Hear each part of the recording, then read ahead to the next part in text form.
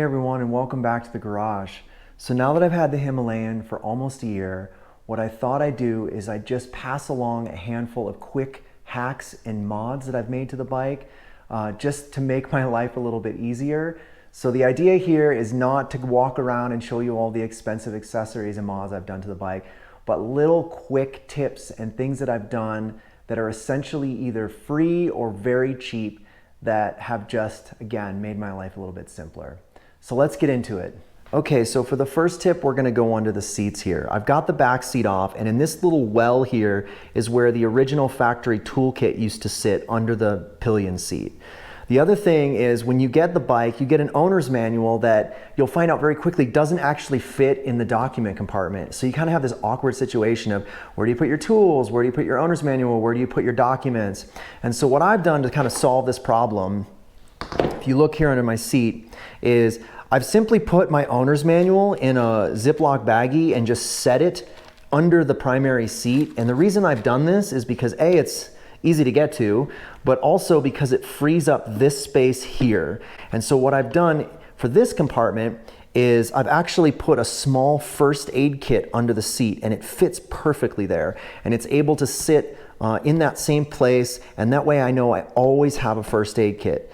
In addition to that, this is also a really great place to store a little emergency cash under your first aid kit in case you run into that one old school gas station that only takes cash or something. You always have a little bit of cash on the bike. So really great hiding place for that as well. And then that also leaves space in here for all of my documents. So what I've done is I've put my documents in a waterproof lock sack bag in here, along with a second spare lock sack bag, because you never know where you're gonna be where you might need a waterproof baggie. So I think this is a great place just to store an extra waterproof bag.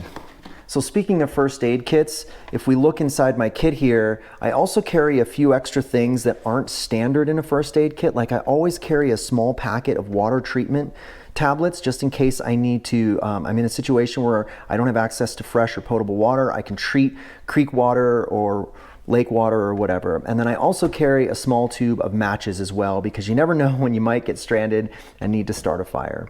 So those things aren't always in a first aid kit, so they're just good things to carry with you just in case you get really stuck out in the middle of nowhere. All right, so I don't know about you guys, but I always forget what the tire pressures are supposed to be.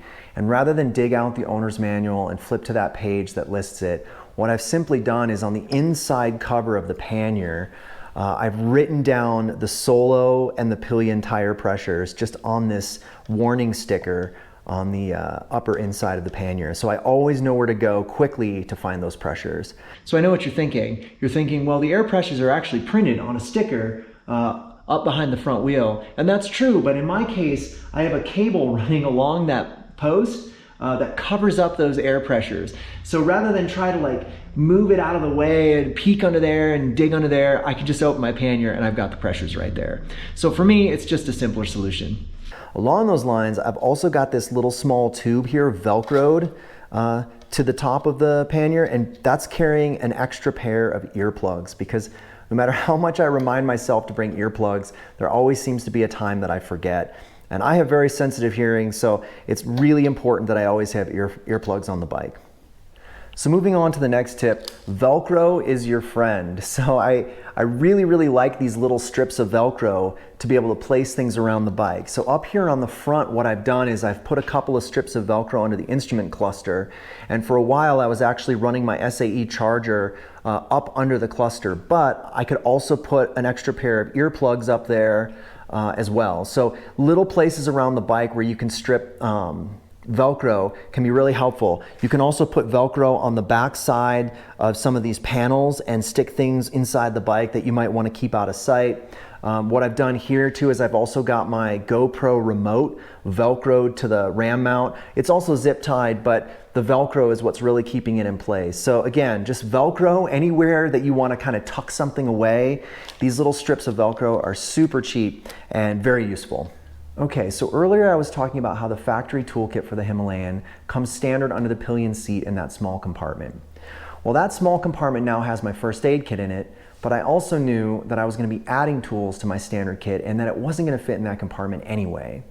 So I was presented with a little bit of a conundrum. I needed a place to efficiently store my tools where they'd be out of the way, but also accessible and not be bouncing around like in the panniers or something.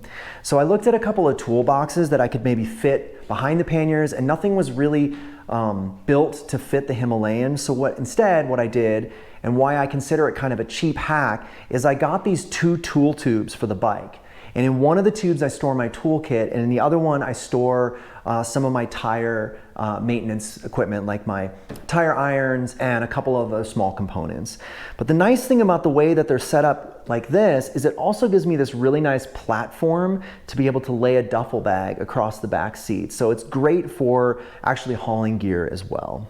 So speaking of tools, I do want to show you my toolkit really quick. Now obviously this isn't a cheap hack, but it is a really nice solution for those of you out there who are also thinking about how you want to maybe increase your toolkit a little bit, make it a little bit more robust, but also still be able to effectively store it on the bike. So as you can see, I've got a tool roll now, and it fits perfectly within this tube. So let's take a look at it over on the bench. Okay, so I've got my tool roll enrolled here, and I just really wanted to stress that I do still carry most of the factory tools. It's just that I've made efficient use of the space and tried to add a few additional things, like I keep a small thing of Loctite tucked in here. I carry the C-wrench here to be able to adjust my suspension. I've got a multi-tool now. I've got a small crescent wrench and just a few extra pieces and parts. So it's all just about maximizing space and trying to be as efficient as possible. All right, so another quick tip are wipes. So I bought a big bag of 50 of these little individually wrapped screen wipes, but they work really well on the visor of my helmet as well. So I keep a couple of these tucked away on the bike in random places. I keep one in the little document center as a backup. I keep a couple in the second tool tube here with my tire irons and my rag. And of course I keep one in my pocket of my coat, and I just keep them kind of tucked away in random places, and that way I always know if I need to wipe a bunch of bugs off my visor, I've got an extra wipe. Okay, so this next tip has to do with navigation. Now obviously I could go out and I could buy a really nice Garmin unit, and I know that I'll be covered no matter where I go. But I was hoping in the short term to at least just get away with using my phone. So I put my nice brand new phone on the bike for a while, and very quickly the vibration of the motorcycle destroyed the image stabilization in the camera. So after getting another new phone, I started thinking about ways that I could solve this problem. And what I figured out was that I had this old phone sitting in a drawer that's honestly a junker and I just don't care about at all. And it still works perfectly fine. So I put this on the bike, and what I do is I set and enable a hotspot on my good phone and keep it in my pocket. And then I simply connect the old phone to the new phone using the personal hotspot. That way I get internet on this phone and I can navigate anywhere that my actual phone has any sort of cell coverage. So obviously this won't work in like the high mountains of Colorado, but as long as I get a route programmed in where I have coverage, even if I go into a place that's off the grid, if it's still navigating, it will still get me there. So that's just a good tip for you on how you can navigate without having to spend a whole bunch of money on a Garmin unit. Okay, so this next quick hack has to do with the gear shifter assembly. A while ago, I got in a pretty good wreck on the bike and bent the assembly completely out of shape. So I ordered a new assembly, and when I went to put it on, I marked where the assembly was installed so that I could make sure it was put in the same place. What I realized after putting it on is that the shifter knob here was actually really far down. And I don't know about you guys, but I wear a size 45 European or 11 American boot, and getting my toe under that assembly can be pretty tricky. So the quick tip is simply that if you loosen this bolt right here, you can slide this off and simply adjust the height of your gear shifter assembly shifter itself. And so I simply raised it up 2 clicks, and now I'm able to get my boot under there much easier. So that's just another quick tip for you. All right, so a couple of quick bonus tips for you. I mentioned this in a previous video, but I did pick up a few of those Apple AirTags. They're about 20 bucks a piece, so they're not free obviously, but they're still pretty cheap. And they've been a lifesaver because I put them on all my keys now and I never lose my keys anymore. And I've also hidden them on all of my bicycles so that if any of my bikes get stolen, I can track them. So just a really nice thing to have for a little bit of extra security. So a quick tip about the license plate bracket is in North America, the license plate will not fit on the bracket as it's made. So you actually have to drill new holes in the bracket. So just keep that in mind. It just takes a quick drill, but definitely needed in order to make it fit properly.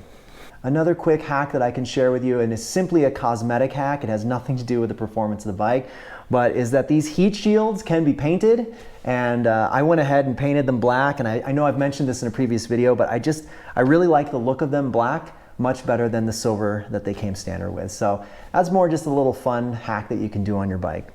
All right, well that's it. Hopefully some of these little tips and hacks were useful. Like I said, most of these things were really just small modifications I made to either make my life simpler or simply just to make the bike a little bit more my own. So again, hopefully that was useful, and take care and be safe out there. I'll see you in the next video.